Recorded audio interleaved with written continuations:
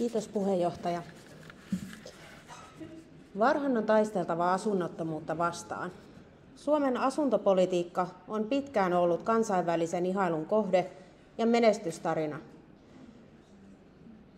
Nyt vuosikymmenten työ on valumassa hukkaan.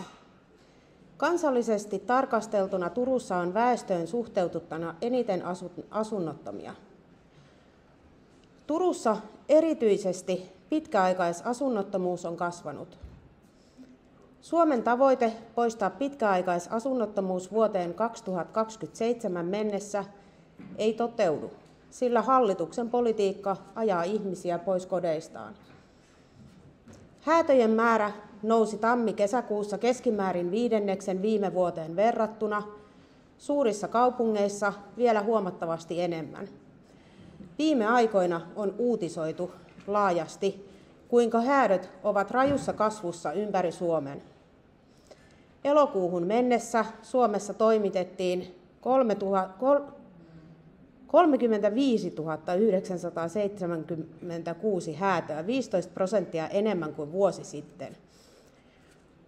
Asunnottomien palveluihin on hakeutunut nyt uutena asiakasryhmänä pienituloisia työssäkäyviä ihmisiä. Samaan aikaan hallitus leikkaa kohtuuhintaisesta asuntotuotannosta, puolittaa asumisneuvonnan resurssit ja leikkaa asumistuesta.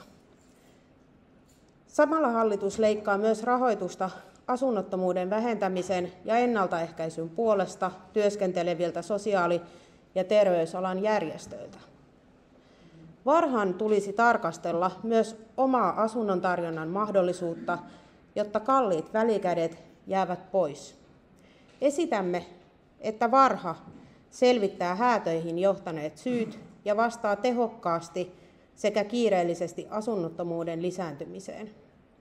Esitämme, että Varha panostaa voimakkaasti asunnottomuuden vastaisiin toimiin.